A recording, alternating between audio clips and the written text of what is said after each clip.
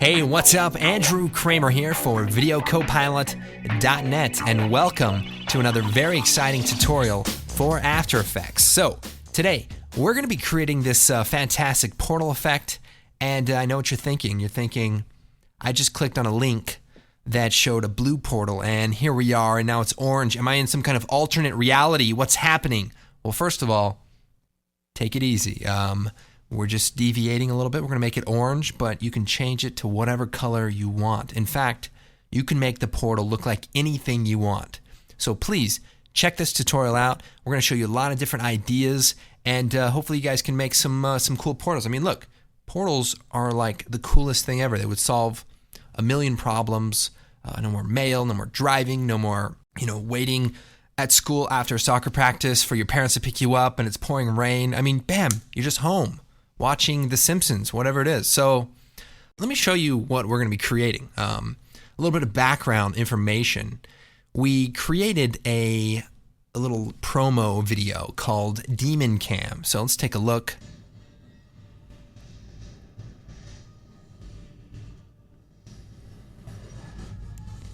And basically, this portal opens up and this enchantress comes out. And it's this crazy shenanigans, all for an iPhone app that Video Copilot created that I'm going to plug right now.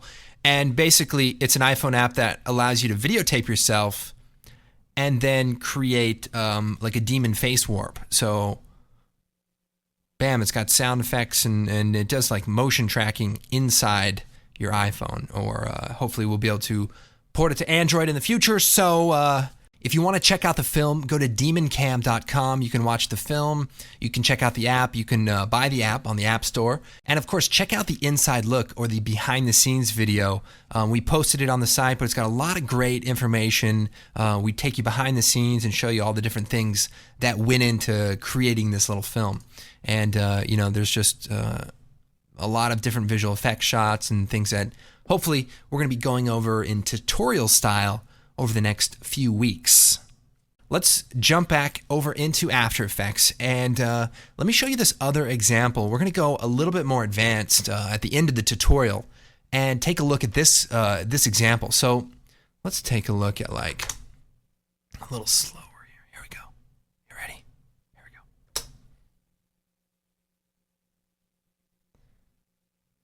So if we look closely, we can see that her nose comes through and then the rest of her face and then her neck and then her body. So it has this really cool three-dimensional quality as she comes through another dimension.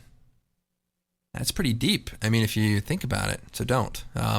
But basically what we're doing is we're using a 3D depth pass and we're using that as sort of a reveal mask so that when she comes through, it looks like her face comes through first and, just looks a little bit more realistic. So we're going to get into that and a bunch of other cool things. So now, if you're new to After Effects, please check out the basic training. It's free. It's 10 tutorials. Check it out. All right, let's go and get started. Now, which one should we create first? We could do this one, a little friendlier. She comes out. Hey, I brought board games. A little happier. Or we can do this one where she comes out and time to die. And I'm thinking, what happened to your sister with Scrabble and Monopoly? Let's do the happy one. How about it? So first, let's take the background video and we'll drop that onto a new comp. And basically, we've got some fire burning. And then we have the enchantress. And we'll put that right on top. So she comes walking out. Now we've got a green screen, and then we shot the plate all by itself. So pretty straightforward. We're in this sort of Renaissance room, Braveheart room, and we just had this portable green screen and worked out nicely. So first thing we need to do is we need to key out the green. Now, when you're doing color keying, there's two things to think about. First, creating the transparency and getting rid of the background. And number two, getting rid of the green tint. That's also known as spill suppression. So we're going to take a new approach to color keying, and one that I've been using for a while and that usually solves a lot of my problems. So the first thing, I'm going to duplicate my clip. So we'll take the footage, choose Edit, Duplicate. Then I'll choose Layer, Pre-Compose, and that's going to put it in a new comp, and we'll just click Leave All Attributes and hit OK. All right, so what I'm going to do is I'm going to choose Effect, Keying, Key Light. Now we're going to apply it directly to the pre-comp.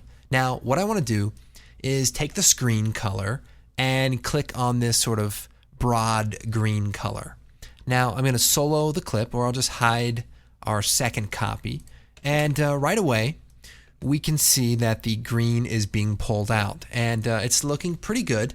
Key Light actually does a really nice job. However, with some types of footage, usually lower quality footage or footage that's not uncompressed from like a DSLR or things like that, we have a lot of compression artifacts. So using Key Light alone doesn't always work. So here's the recipe for keying that I like to use. First, I set the view to intermediate result. So what that does is it gets rid of the automatic spill suppression. And here we can actually see that the green tint is still on the clip. Now I'm going to set my screen gain to about 105. I'm also going to solo the clip, and we can see that we have a little bit of haze in here from the green, and we want to try to get rid of that. So there's a couple of different ways to do this. First, we can go into the screen matte, and we can turn up the clip black, and we can bring down the clip white. And what this basically does is crunches the alpha. So let me look at the screen matte. So this is like the alpha channel in sort of a visual mode. And if I adjust the clip black, you can see it kind of crushes that.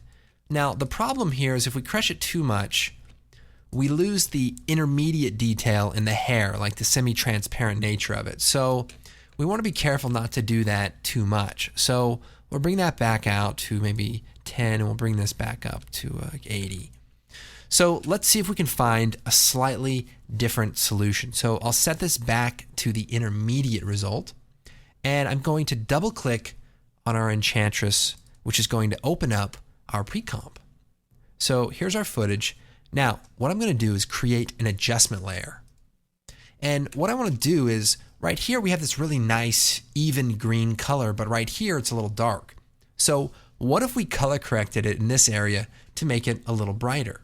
Well, I'm going to do that. So I'm going to take the pen tool, and we're just going to select this area here. And we'll choose color correction curves, and we'll just brighten it up a bit. And then we'll hit F, and we'll feather the mask so that it blends nice. And especially in these shadow areas, we want to bring that up a bit so that we don't have any contrast shadows. Now it's still a little dark here, so I'll duplicate the layer, and I'm going to bring this mask down to just the smaller area here. And maybe brighten that up just a little bit. So if we look at the difference here, we've brightened it up quite a bit, and we just want it to look a little bit more even.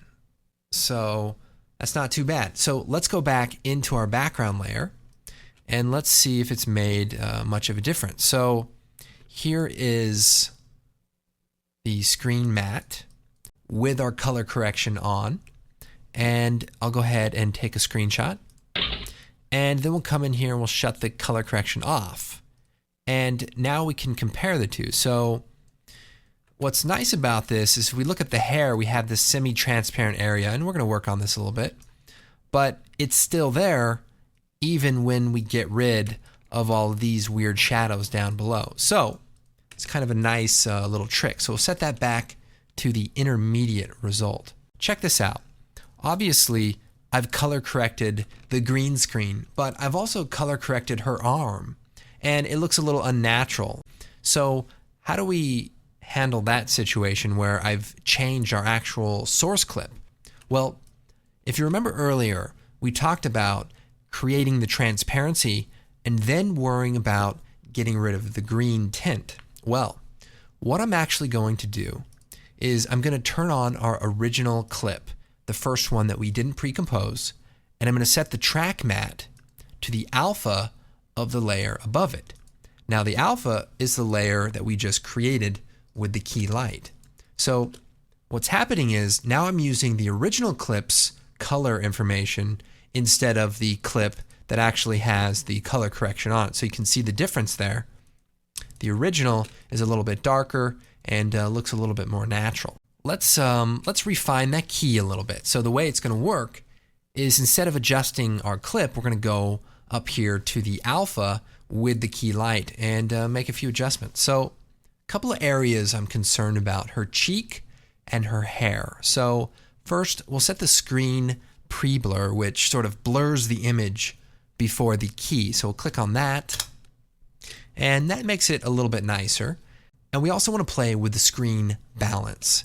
And the screen balance is an interesting kind of recipe. And if we look closely here as we move it around, it sort of adjusts the midpoint balance between what's transparent and what's not, based on its its color and some other kind of other things that are happening. So we want to tweak some of these settings till we get most of the semi-transparent area gone. So now the other thing I can do is I can play around with the shrinking of the edge. So I can bring it in, bring it out. So kind of a all-in-one kind of deal. So we'll set the shrink to maybe negative 1.5. That way we have a nice edge, but we're not losing too much there. So this is looking pretty good. Now we need to handle the spill suppression so that her hair doesn't look like it's glowing green. I mean, it looks good, but it's just not the ideal situation. All right, so we want to suppress the green as well as the halo around the edge of her hair. So I'm going to take our clip here and we'll set the track matte to no track matte so we can see the original clip. And then I'm going to choose Effect, Color Correction, Hue, and Saturation. And this effect allows us to adjust specific hues and specific colors. So we're going to switch this over to the green channel.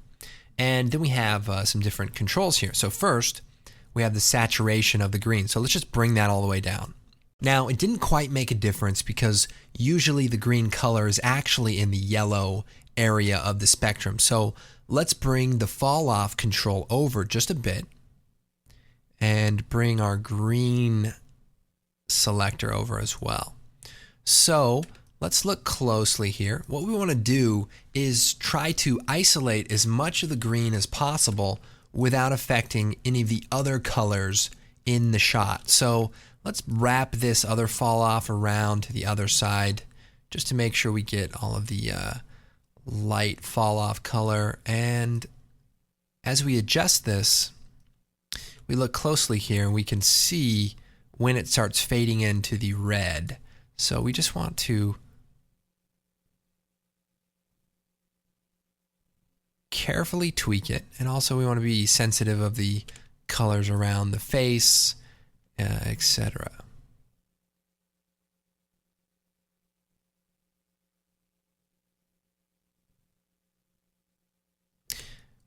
So this is pretty good. Now remember, we're not just going to wipe out all of the green. What we want to do is match this color a little bit more to the background so that it blends a little bit nicer. By desaturating the image, it helps me see where the colors start and where the colors end. So now that we have that set, let me set the track matte back to alpha matte for the clip above. And let's start adjusting this so that it matches our background. So first, let's bring the saturation back in. We don't need to wipe that out completely. I do want to move the hue over a little bit. So the hue is the color. So if we look in this area, as I move the hue, it actually starts looking a little bit better. And I can bring maybe the saturation down a little bit. And I can also bring the lightness down. So it's a little bright, remember? So if I bring it down just a touch. All right, so this is looking pretty good. Now let's get rid of these hands from the edge of our green screen. So we'll just take the pen tool and we'll just draw a shape just right inside here. I'm going to go ahead and just leave the top part. Our footage is actually widescreen. It's like CinemaScope. So what I'm going to do is change our comp settings to 1920 by 960 because the footage is actually a little bit more cropped than standard HD in the final output. So we don't actually need to worry about that. The truth is we changed the entire film to be super widescreen just so that I didn't have to worry about keying that part out. So it worked out pretty nice. All right, let's go ahead and create our portal. Now, we want it to be smoking hot, just like this fire in the background. So we have this smoke element that can be downloaded in the project file. So when you import it, right-click on it and go into the interpret settings and make sure it's set to loop. I have it set to loop 50 times. And that way we can use it and offset the time because it's a pretty short clip all by itself. So what I'm going to do is bring it out, and it's basically just this little smoke element. And what I want to do is pre-compose it. So we'll choose Layer, Pre-compose, and we'll click Move Attributes to New Composition. We'll call this Portal Smoky, and we'll hit OK. And then we'll double-click on it. And what I want to do is go into the comp settings. We'll make it a little taller. We'll make it like 1280. And then we'll create a white solid. And we're going to create the basic shape of our portal. So we'll just click in here and, I don't know, maybe we'll just use the oval. Save some time, you know? Instead of having to make 4 points, I'm already done. Genius. Okay, so we'll put this down here at the bottom. We'll take our smoke and we'll set it to screen. And so now it's, on top of this oval portal thing. One quick thing I like to do whenever I use a single element and duplicate it a bunch of times, I like to pre-compose it first and leave all the attributes. And the reason I like to do that is so when I make a bunch of copies and then I decide that, oh, you know what, I want it to be blue, well, then I can double click on it, go into it, change the tint color to blue, and then all of the elements will update. So just a good idea. First, let's take our portal, we'll hit M, and let's bring the expansion of the mask down a bit, and we'll feather it out also. We don't want this to really overpower the magical elements too much, so we'll just kind of be careful with that. Now, there's a couple of different ways we can do this. Now, in the actual version, I used particular to emit a bunch of different instances of this element. But because it's a free tutorial, we want to make sure as many people as possible can follow along. So what we have to basically do is duplicate the clip a bunch of times and move it around. So one little expression we're going to use, I'm going to hit R, bring up the rotation. I'm going to alt click on it, and I'm going to type wiggle parentheses 0, comma 360 and another parentheses. And what that's going to do is randomly rotate the element. So when I duplicate it, the clips won't look identical because one is rotated slightly in a different direction. So with that in mind, we're just going to go through, we're going to duplicate this a bunch of times. You want to change the scale. You just want to, throw this thing around. And we can actually do some more expressions on the scale and really get this thing dialed in. But okay, so let's make sure our original clip isn't influencing this too much. It seems to be good. And one quick little thing. So we have about 24, better duplicate one. Perfect. We have about 25 elements, and they're all running at the exact same time. So if you hit the tilde key, you can expand the window and just go through and just offset the time of some of these. And again, we can make an expression that would offset it, but we made the clip really long, so we're just going to, adjust a few of these so that it looks like they're a little bit more random. So we'll go back to our background. We have our portal here. We'll set the transfer mode to screen. There we go. And we want to put this behind her. And we'll move it over to the side a little bit.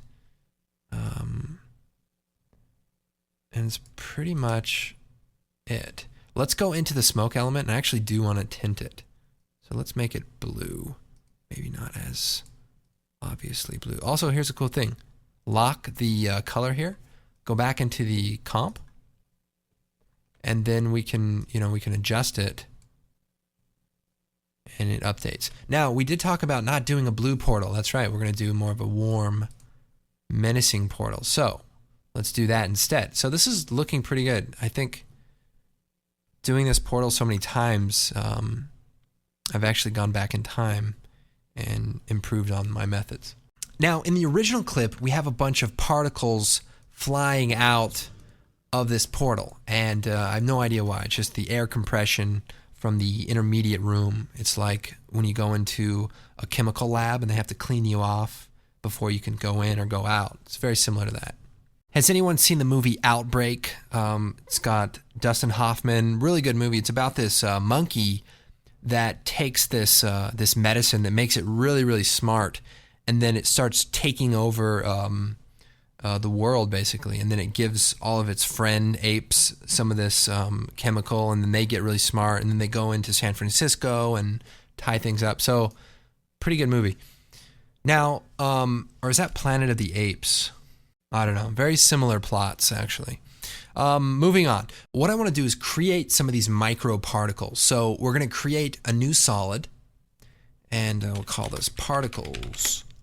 And we'll come over to the effects and presets. We'll type particle world, and we'll take that, drop it onto our comp, and now we've got some cool 3D particles that we need to adjust desperately. Now, we are using After Effects CS5, so particle world settings are a little bit different than in cs4, cs3, but you should be able to follow along. If you just click on the options, some of the settings will be inside of there for like motion blur and stuff. So first of all, let's go ahead and play around with these particles. First, let's make it directional. And then we'll rotate the direction towards the camera. So this is, I think that's away, and this is towards. So basically, we want to create some particles flying at the camera. So we'll go into the particle settings, set it to a faded sphere. Nice. And we'll make it nice and small. And we'll turn the motion blur on. So just click it here and then turn it on for the comp. So now I have motion blur. So in the older version, you go into the options, rendering, and then there's a checkbox for force motion blur. So same idea, different methods. All right, so again, we want to make these particles flying at the camera. So let's go in here. Let's turn the velocity up a bit. Let's turn the size of the producer up so that it's portal size. And we might even rotate the angle so it's slightly across the camera. And we'll move the position here and just push the angle. Nice. Is there too much gravity? I think there's too much gravity in real life. Wish there was a way to control that. So this extra kind of gives us a little variation, so it's kind of nice there. I like that, actually. All right, so we'll shut that off there for a second. And we've got particles flying. Maybe we bring that velocity down and just make sure that gravity's not affecting it too much. And we'll set the transfer mode to add. Cool. Maybe the birth rate is a little high. Maybe we'll set that to 3. So that's our base particles. So we'll duplicate this. And we'll go into the producer and let's make it a little bit bigger. And we'll go into the particles and let's make the particles a lot bigger. Because we want this to seem a little bit more like smoke. So we'll hit T and we'll lower the opacity of this so that it's just a bit of a haze. And might even make these even bigger. Set this to be a little more of a neutral color so that it doesn't come off as being too warm. We can look at that by itself. Let's see, we have, maybe bring that opacity down a little bit. So that looks pretty good. All right, nice. So this is created our particles, and now we want to create a more intense, like a glow. So let's create a new adjustment layer. I'll choose Effect, Stylize, Glow, which is somewhere there. And nice. So we'll turn up the glow threshold so that we only glow on our bright fire. And then we'll turn this up a bit and turn the intensity down just a touch. Now, one of the things I want to do here is create a mask on our adjustment layer so that we're not glowing the side of her face and some of these other things. So we'll just come in here about here. And let's shut the particles off for just a second. Let's move this glow and return. Let's move it right below the particles. And then let's feather the glow ratio. So we'll just set that to about 250. So that way our mask is a little bit faded. And let's see here. Now we can use the original color or we can change it to the AB color. And this way it gives us a little bit more control over the color of the glow.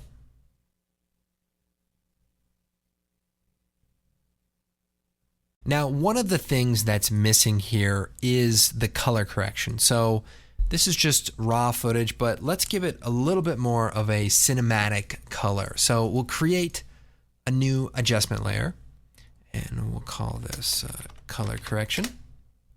And I'll just show you a couple of quick ways I like to color correct. So we'll take the tint effect, drop that on there, and we'll take the curves effect and we'll drop that on there. So first with the tint, let's bring that down, 20-30%. And then with the curves, we can add some of the contrast back in. So we don't want to crush it, really bad. We just want to bring some of that rich contrast of the image. That's nice.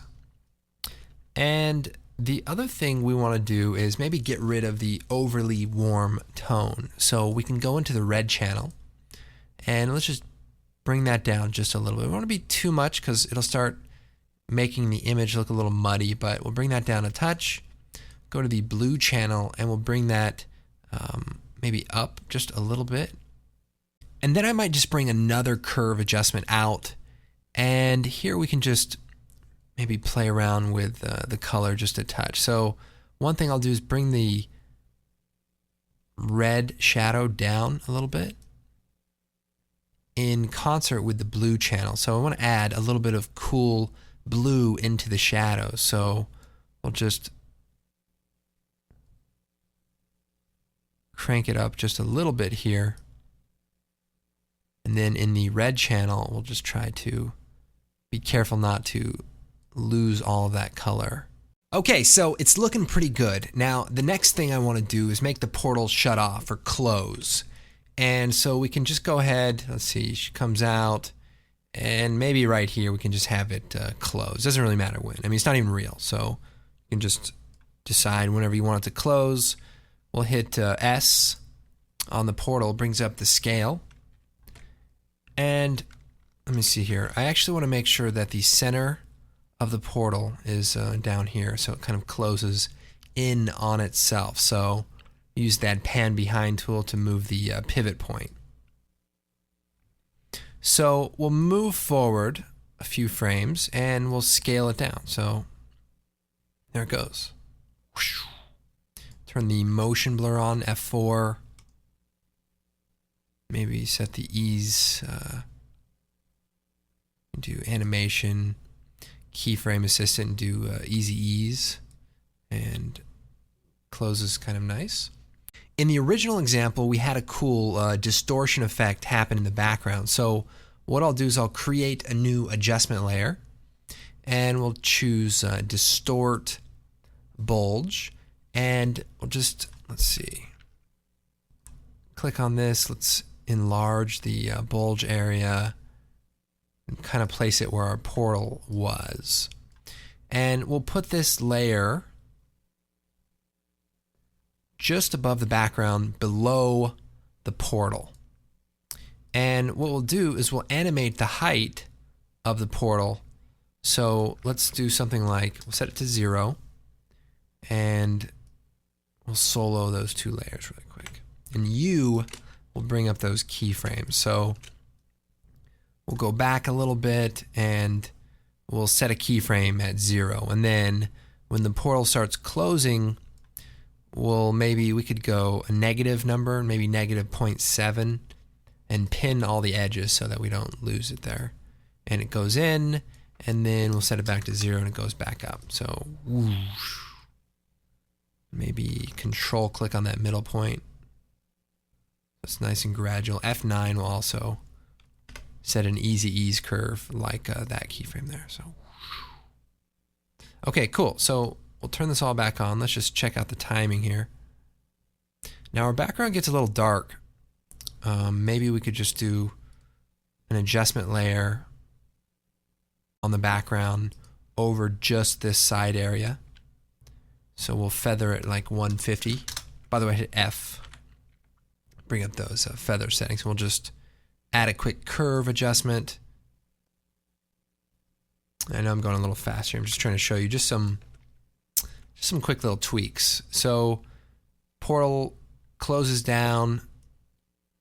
It brings with it this distortion mesh, and then it goes back. So we might taper this a little bit and then enlarge it.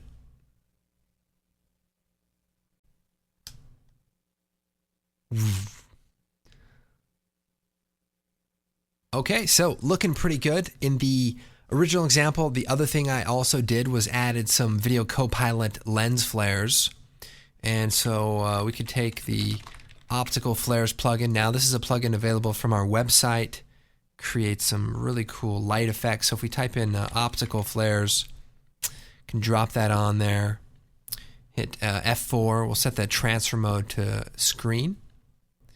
And then we can move this lens flare around maybe to one side. Now let's go ahead and load an anamorphic lens flare preset. So we'll go into the options and we can shut the editor off, and we have the preset browser. And let's just go in here and try out some of these different flares. Let's see here. Michael Bay lens flare. How about this JJ lens flare? Really cool anamorphic flare, kind of flares up on the side there and just has some cool elements. And maybe we'll add an element to this. Let's add a lens orb element. So that way it's just a little more messy, and we'll hit OK. So we want it to match our color, so we'll set this to kind of a warm color. And I also want to add a curves adjustment so that we can bring the brightness down just a bit. Maybe a tint effect as well, so we can just bring some of that saturation out of it. Cool. So what we can do here is just play around with the position and the brightness. So what I like to do is just, let's see here, take the brightness, hit U, and the position XY. And we'll just move forward a little bit, and I'm just going to animate it down. And then we'll animate the brightness. So maybe we'll set the brightness down to 0. And then the brightness goes up a little bit, and then back down to 0. Hit U, and you can see those keyframes. So it's just like whoosh. It's a quick little flash of light. And then we'll duplicate the layer. So we'll choose Edit, Duplicate, and maybe we'll switch the position. So let's move the position over here to the bottom and maybe have it go from here up a little bit. So we have something kind of going on like that. Maybe even it moves inward a little bit. Or better yet, how about it moves away? And then we'll offset the time of this. So let's see. Unsolo that. have our flare going out about right there. So maybe we have a quick flash of light.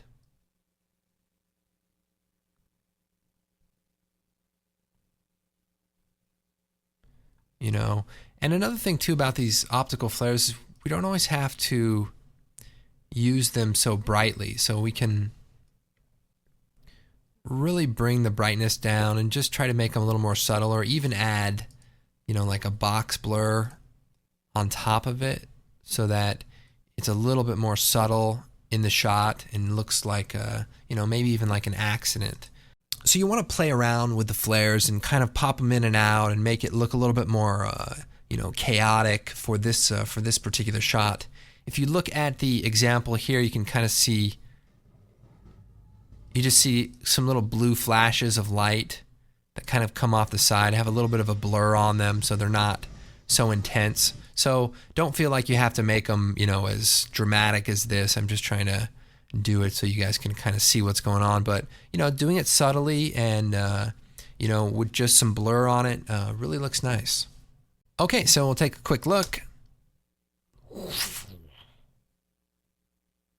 All right, now before we finish, I want to show you another advanced technique that you can use to reveal someone either coming out of a portal or a force field or coming through a wall that really works well.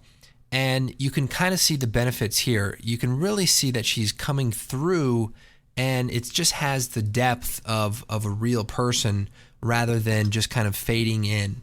Let me show you how I set this up. So inside of 3D Max, we have this sort of generic looking female model. And I've added just a few little things to match, you know, her outfit. And we have just a single plane that represents her hair. And the basic idea is to take your model and just try to line it up with your image. So you rotate it. You know, I do a quick little edit poly, and I take some of the vertexes and make sure I have like a soft selection on. And I just start moving them around just to line up with the actual picture, because you just want it to get pretty close. And, you know, it doesn't have to be perfectly matching, but this works pretty good.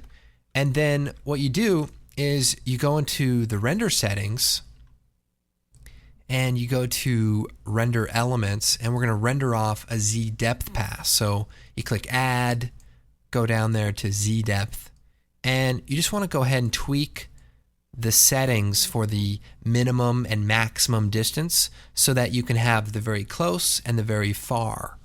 It's actually really easy to do, and you can do it with any 3D program, and you can probably find, you know, 3D models of people online.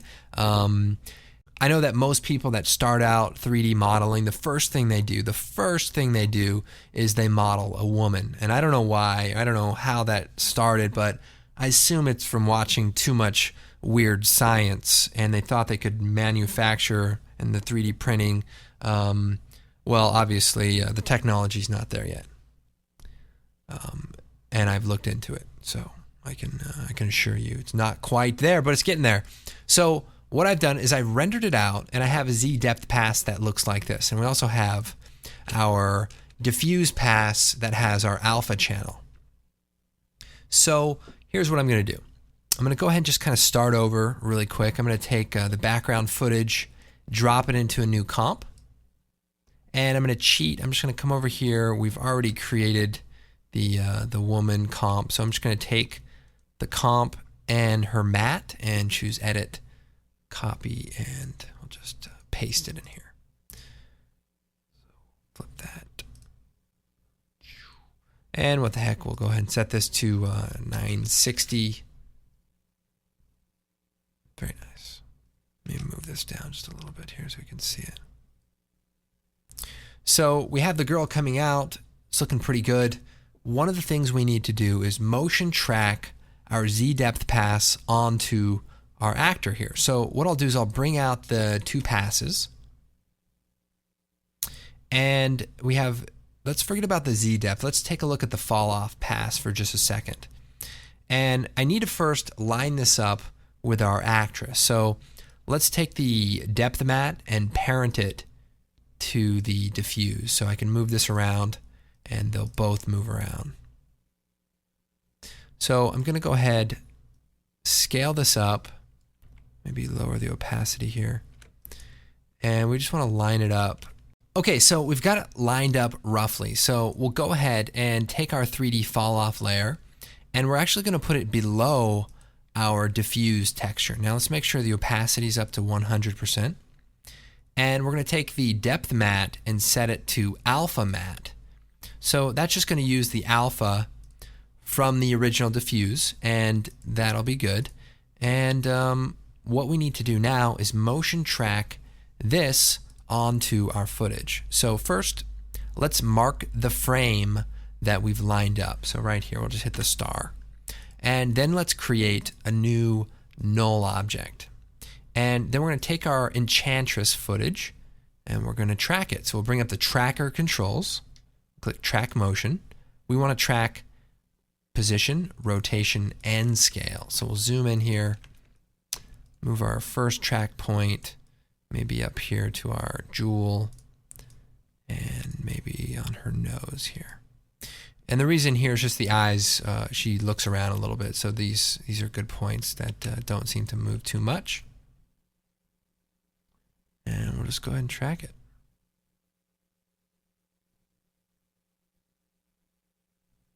Okay, and we'll go track forward a little bit. Okay, so that's enough for now, and we'll click Edit Target, make sure our null is selected, and we'll click Apply. Right, okay. So now we have our null object with our tracking data. So we'll go back to the frame that should be aligned by our marker here. And by the way, star will create a marker. And we'll take these two layers and we'll parent them to that null. So now, in theory, if we move this around, our sort of 3D character is kind of sticking to our actor. Now, that's good because we want to use it as a reference. Okay, so let's go ahead and simplify our project. So we'll take the depth layer with the 3D renders and our null object, and we'll pre-compose them. And this will be our depth layer, and we'll hit OK. And then we'll take our Enchantress footage and the track matte with the key light, and we'll pre-compose that. And we'll just call this Enchantress. And that's good. So this is the basic setup. Now let's just add our smoke portal that we created earlier. I'll just use the one I created earlier. And let's set it to channel invert. And let's maybe tint it and maybe add a curves adjustment. So we'll set the transfer mode to multiply. Unsolo it.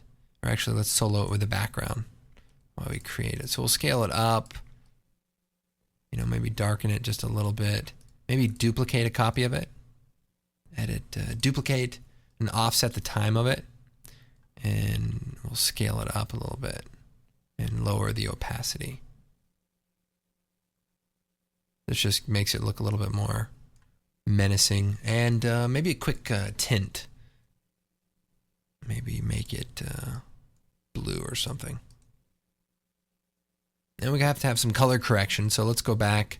Let's take our color correction here and paste it into this comp too. So it's a little dark. Let's go to the RGB channel and just brighten it up just a little bit here. And maybe our background layer should just be brighter so that we can see the smoke more.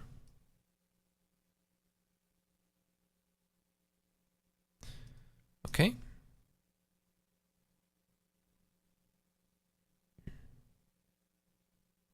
Perfect.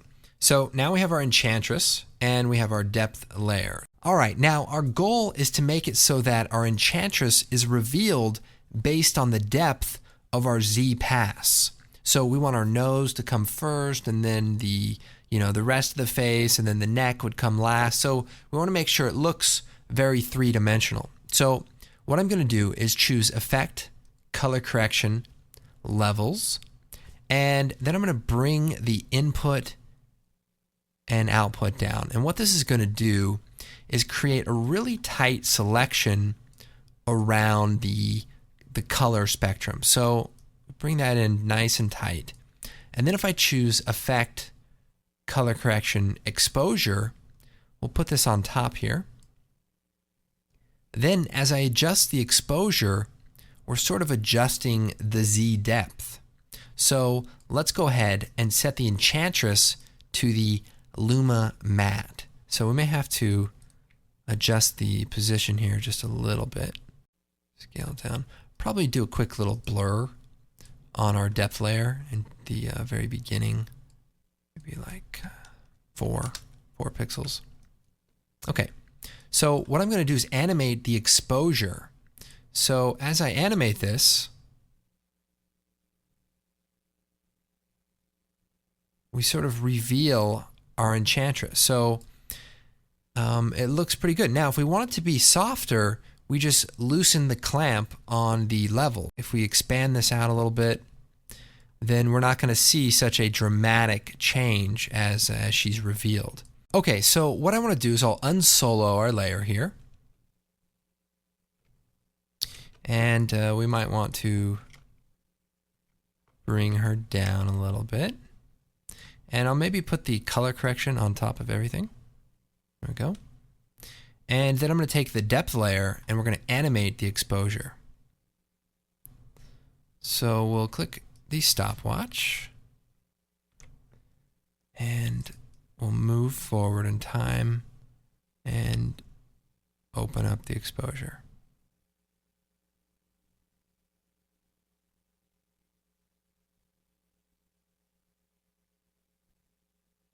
Now, there's a few things that we may have to clean up and, make some adjustments or whatever. But it's a good start to creating, some good looking depth as she comes out of this, dark little portal. So let's take a quick look here.